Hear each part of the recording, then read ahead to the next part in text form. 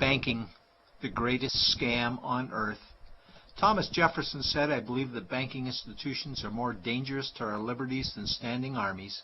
If the American people ever allow private banks to control the issue of their currency, the banks will deprive the people of all property until their children wake up homeless on the continent their fathers conquered." Jefferson's warning is already here. 40 million Americans are living on food stamps. Millions more are now homeless, living in tents, all because of one institution, the Federal Reserve System. The Federal Reserve is a group of private bankers who have stolen the money creation process from the American people. Most people still believe the Fed is an agency of the government working in our best interests. It is not. There is no greater form of evil in the world today, so let's explore the banking scam. None of us have ever been taught anything about money. The reason is to prevent us from learning the truth that money is a trick and money is a trap. When solving any crime, there's a universal truth: follow the money, but with the banking scam, follow it backwards. Where does money come from? The world's money supply is always growing. Where does all the new money keep coming from? Money comes from privately controlled global banks like the Federal Reserve System. They create money every day, which increases the world's money supply. Because all banks are either owned or controlled by private bankers, the real question is, how do private bankers create new money? And the answer is they create it out of thin air. Bankers create money out of nothing. They make it up. It is a fiction. Wow. Godlike power to create something of value out of nothing. A stroke of a keyboard and money is created. In fact, only 3% of the world's money is even in the form of bills and coins, which means 97% of all money in the world is just numbers typed on a computer screen. This is part one of the banking scam. Money is created out of nothing. The second part of the scam is this phony money is issued as debt. What is debt exactly? Well, when you consider we work our whole lives to pay it off, you could say debt is slavery. But whose debt is this phony money? It's our debt, all of it. It's our debt when we use credit cards, we get student loans, borrow money for mortgages, all bank borrowing. And it's our debt again when the government borrows, which is each and every day. In today's world, money is debt and debt is money, and don't forget the interest charges. Money equals debt and debt equals slavery, therefore money equals slavery. Our monetary system is a carefully concealed system of slavery. Why? Because our government can create the same money for free with no interest charges, just like they used to, as the Founding Fathers designed it inside the United States Constitution for our protection against private bankers. The third part of the banking scam is very evil. When bankers create money from nothing and issue it as debt, they only create the principal portion of the debt. They do not create the money for the future interest payments. There is not enough money in existence for all of us to make our interest payments. In fact, our money creation system is even mathematically impossible. Money issued by the banks, principal debt, does not equal the money demanded back to the banks, principal plus interest. We are forced to play a game of musical chairs to see who can make their debt repayments. This guarantees a world of bankruptcy, competition, and scarcity of money. For example, we go to the bank to borrow money for a house, let's say $100,000. The moment we sign the loan document, the bank creates the money out of thin air. A $100,000 debit gets registered for us and a $100,000 secured credit for them. Then one of two things happens. Either we give the bank 30 years of labor making house payments totaling $300,000 for the original $100,000 we borrowed, or the bank takes our house.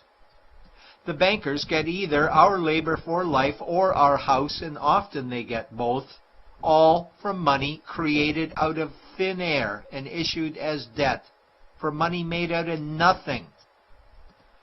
This is why all the bankers end up with all the assets. The fourth part of the banking scam is inflation. People think inflation is prices and costs increase. A better answer might be the value of our money always goes down. Inflation is created every time the central banks print money, which is every day. Where does all this new money get its value? The answer is it steals its value from the existing money supply, where our savings are. Our savings are disappearing because of the new money they're printing. If money creation was in balance with goods and services, there would be no inflation. Prices would stay the same. But the reality is banks always print money, driving prices ever higher, which steals the value of our savings, making them disappear. Since the private bankers created the private Federal Reserve in 1913, the United States dollar has lost 97 cents in purchasing power. An item in 1913 that cost $100 in 2011 cost $2,230, a price increase of 2,130%. This is the banking scam.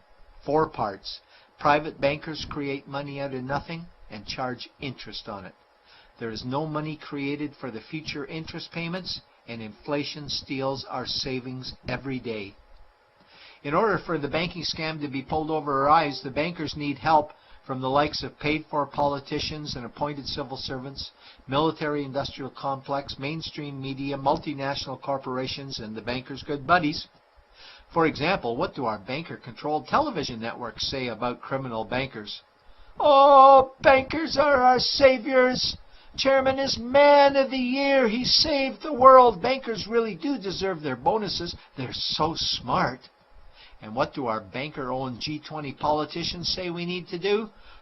That we must save our banking system, and now we need austerity measures, like increasing existing taxes and bringing in new taxes, cutting our social programs, including education and health care, stealing from our pension plans while increasing the retirement age, keeping us working for more years at lower wages while placing our children and grandchildren in debt and servitude for their future lives.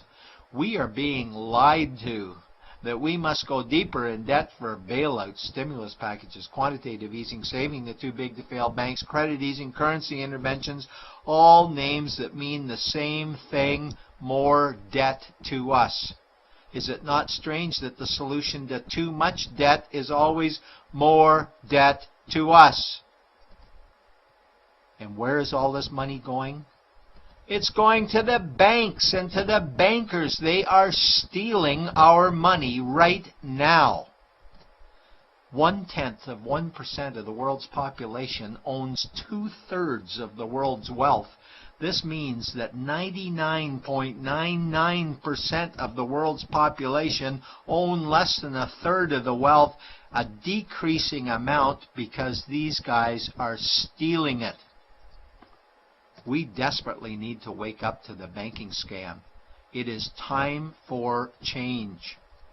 To retake control of our money system, we must stop supporting the banking scam. Lincoln said the government should create all the currency and credit needed to satisfy the spending power of government and the buying power of consumers. Money will cease to be master and will then become servant of humanity. And Jefferson said the issuing power of money should be taken from the banks and restored to the people to whom it properly belongs. It's a pyramid scheme, and we, the people, are the bottom layers of the banking pyramid.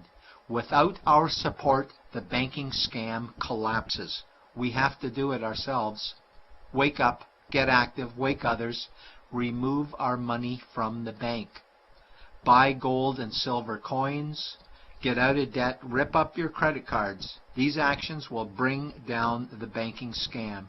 Only vote for politicians who support debt-free money, or run for office yourself, and turn off mainstream media to search for the truth while you still can.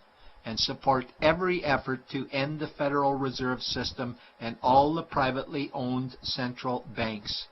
Let's bring these criminals to justice to get our money and our countries back before it's too late.